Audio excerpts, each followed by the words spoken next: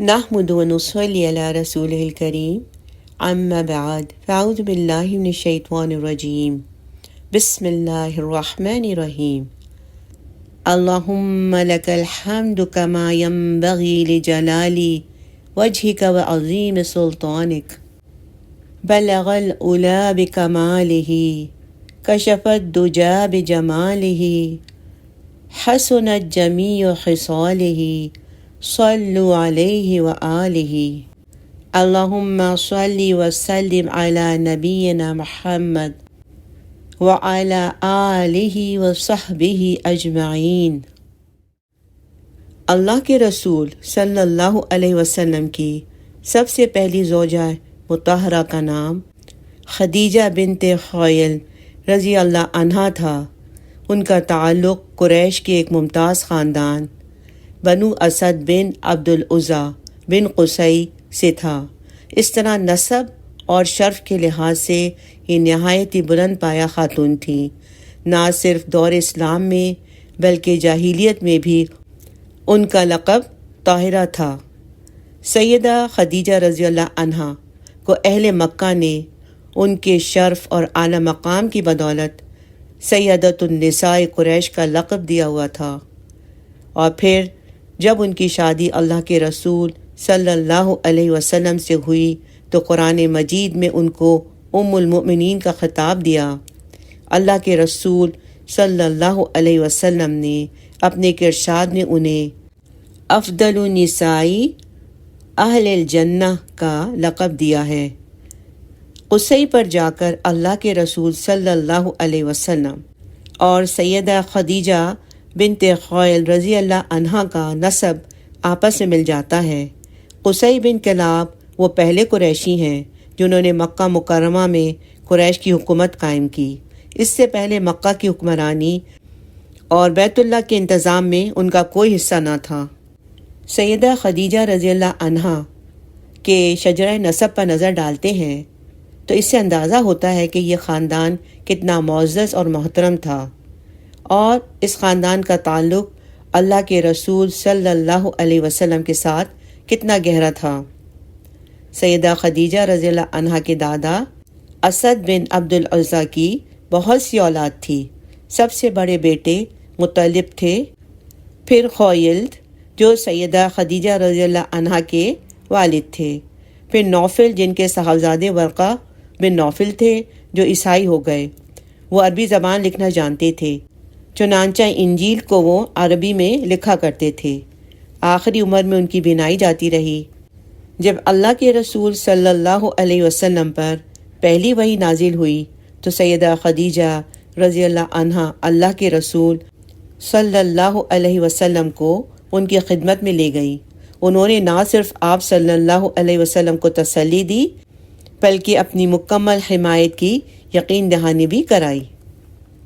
سیدہ خدیجہ کی پھپھی ام حبیب یہ اللہ کے رسول صلی اللہ علیہ وسلم کی والدہ محترمہ سیدہ آمنہ بنت وہب کی نانی تھیں۔ سیدہ خدیجہ رضی اللہ عنہا کے والد خویلد بن اسد صاحب اولاد تھے اور اپنے قبیلے کے سرکردہ افراد میں سے تھے۔ ان کے سب سے بڑے بیٹے حزام تھے، جن کے بیٹے حکیم کو دارالندوہ کا منتظم بنایا گیا تھا۔ سردار خویلد کے ایک بیٹے کا نام عوام تھا، جن کی شادی اللہ کے رسول صلی اللہ علیہ وسلم کی پھپھی سیدہ صفیہ بنت عبد المطلب رضی اللہ عنہا سے ہوئی تھی۔ عوام کے ایک بیٹے کا نام سیدنا زبیر رضی اللہ تھا جو عشرہ مبشرہ میں سے تھے۔ خویلد بن اسد کی بیٹیوں میں ایک بیٹی تو خود سیدہ خدیجہ رضی اللہ عنہا تھیں جو سیدۃ نساء العالمین تھیں۔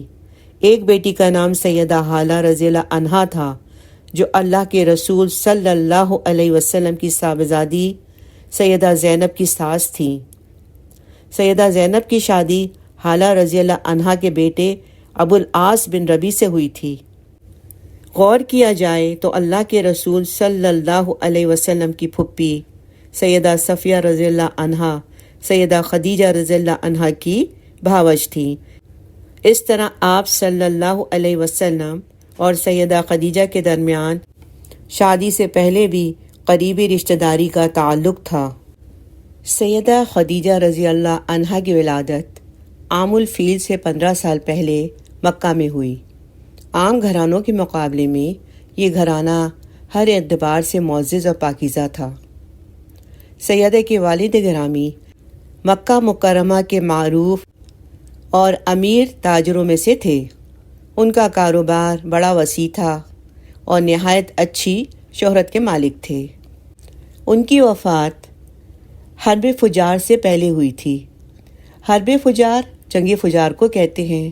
اس میں قریش اور ان کے حلیف کنانہ ایک طرف تھے، جبکہ ان کے مقابل قیس بن علان تھے۔ اس جنگ کو حرب فجار یا جنگ فجار اس لیے کہتے ہیں کہ اس میں حرم اور حرمت والے مہینے دونوں کی حرمت پامال کی گئی تھی۔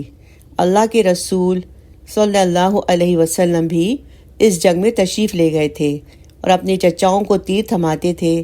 اس وقت آپ کی عمر مبارک 14 یا 15 سال کی تھی۔ سیدہ خدیجہ رضی اللہ عنہا کی والدہ کا نام فاطمہ بنت زائدہ تھا۔ یہ بھی قریشی خاندان سے تعلق رکھتی تھیں۔ عربوں میں نسب کا خاص خیال رکھا جاتا ہے۔ قریش کا صحیح ترین نسب نامہ 21ویں پشت میں نزار بن معاد بن عدنان تک ہے۔ سیدہ خدیجہ رضی اللہ عنہا کے نسب نامے کی ایک خصوصیت یہ ہے کہ اتنی پشتوں تک سیدہ خدیجہ رضی اللہ عنہا کی دادیوں کے نام بھی محفوظ ہیں، اور اسی طرح 6 پشتوں تک ننہیالی سلسلے کی نانیوں کے نام بھی کتابوں میں درج ہیں۔ رسول اللہ صلی اللہ علیہ وسلم کے عقد نکاح میں آنے سے پہلے سیدہ خدیجہ رضی اللہ عنہا کی 2 مرتبہ شادی ہو چکی تھی۔ سیدہ خدیجہ رضی اللہ عنہا کی پہلی شادی عتیق بن عابد بن عبداللہ مخزومی سے ہوئی تھی۔ ان کی وفات کے بعد ابو حالہ بن زرارہ تمیمی سے ہوئی۔ بعض سیرت نگاروں کے مطابق پہلا نکاح ابو حالہ بن زرارہ تمیمی سے ہوا اور اس سے ہند بن ابی حالہ پیدا ہوئے۔ اسی وجہ سے سیدہ خدیجہ رضی اللہ عنہا کی کنیت ام ہند تھی۔ ان کی تربیت کاشان نبوت میں ہوئی۔ یہ مسلمان ہوئے۔ انہوں نے معرکہ بدر میں شجاعت کے جوہر دکھائے اور جنگ احد میں بھی شریک ہوئے۔ 36 ہجری میں جنگ جبل میں شہید ہوئے۔ عتیق بن عابد مخزومی سے خدیجہ رضی اللہ عنہا کے ہاں ایک بیٹی پیدا ہوئی جو ام محمد کی کنیت سے مشہور ہوئی۔ جب ان کے دوسرے خاوند کی وفات ہوئی تو اس دور میں بیوہ یا مطلقہ کی شادی عدت گزرنے کے فوراً بعد کر دی جاتی تھی۔ سیدہ خدیجہ رضی اللہ عنہا کو قریش کے بڑے بڑے سرداروں اور معروف شخصیات نے پیغام نکاح بھیجا، مگر انہوں نے انکار کر دیا۔ سیدہ خدیجہ رضی اللہ عنہا وہ عظیم خاتون ہیں جن کے بارے میں مورخین نے لکھا ہے کہ وہ ہر لحاظ سے کامل اور اکمل خاتون تھیں، یعنی نسب کے اعتبار سے، شرافت کے اعتبار سے، اخلاق کے لحاظ سے، کردار کے اعتبار سے، مال و دولت، نجابت و سیادت اور لوگوں کے ساتھ ہمدردی اور خیر خواہی میں وہ اپنے دور کی یکتا شخصیت تھیں۔ بلا شبہ جس نے بھی ان کو پہلی مرتبہ طاہرہ کا لقب عطا کیا اس نے 100% درست لقب سے پکارا اور یاد کیا۔ آپ جس ماحول میں پیدا ہوئیں، ہوش سنبھالا، پلی بڑھیں اور جوان ہوئیں، اور جس معاشرے میں رہیں وہ معاشرہ کفر اور شرک سے بھرا پڑا تھا۔ لوگ بتوں کی پوجا کرتے تھے، شعر و شاعری کا دورہ تھا، گلوکارہ گاتیں اور لوگوں کا دل لبھاتی تھیں، مگر اس ماحول میں بھی کچھ گھرانے ایسے ضرور تھے جو شرک اور کفر سے متنفر تھے۔ وہ ایسے ماحول سے دور تھے جس میں بچیوں کو زندہ درگور کیا جاتا اور اپنے خاندان کے کارناموں پر فخر کیا جاتا تھا۔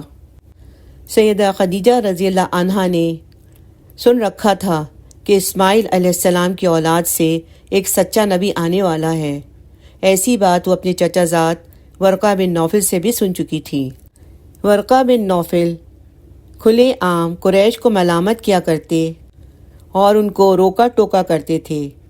وہ ان سے کہا کرتے تھے کہ تم لوگوں نے دین ابراہیم کو چھوڑ کر شرک اور بت پرستی اختیار کر لی ہے۔ وہ انہیں ایک رب کی عبادت کی دعوت دیتے اور انہیں شرم دلاتے کہ تمہارے جد امجد ابراہیم علیہ السلام نے بیت اللہ کو خالص اللہ کی عبادت کے لیے بنایا تھا، مگر تم نے اس میں حبل کا بت سجا رکھا ہے۔ سیدہ خدیجہ رضی اللہ عنہا ورقہ بن نوفل کے ان خیالات کی نہ صرف قدردان تھیں بلکہ ان کا بےحد احترام بھی تھا۔ اس کا سبب ایک یہ بھی تھا کہ ورقہ نے اس آزاد ماحول میں نہ صرف یہ کہ حضرت ابراہیم خلیل اللہ علیہ السلام کے دین کو اپنایا ہوا تھا، بلکہ انہوں نے شراب کو بھی اپنے اوپر حرام کیا ہوا تھا اور جوئے سے مکمل اجتناب کرتے تھے۔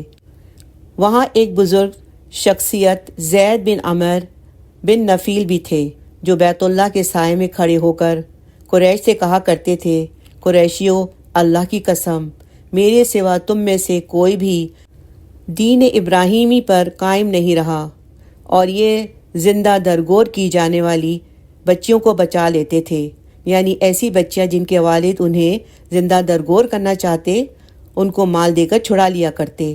انہیں جب معلوم ہوتا کہ کوئی شخص اپنی بیٹی کو زندہ درگور کرنا چاہتا ہے تو وہ اس کے پاس جاتے، یا تو اس کو قائل کرتے کہ وہ اپنی بیٹی کو زندہ دفن نہ کرے، یا اس سے یہ بیٹی لے لیتے اور خود اس کی پرورش شروع کر دیتے۔ اس کار خیر میں ورقہ بن نوفل بھی ان کے ساتھ رہتے۔ انہی خیالات اور انہی عادات کی وجہ سے سیدنا خدیجہ رضی اللہ عنہا ورقہ بن نوفل کا بہت احترام کیا کرتی تھیں۔ رضی اللہ عنہ ورضوا عنہ۔ اللہم صلی علی سیدنا محمد وعلی آل سیدنا محمد وعلی اصحاب سیدنا محمد وعلی انصار سیدنا محمد وعلی ازواج سیدنا محمد وعلی ذریت سیدنا محمد وسلم تسلیما کثیرا کثیرا۔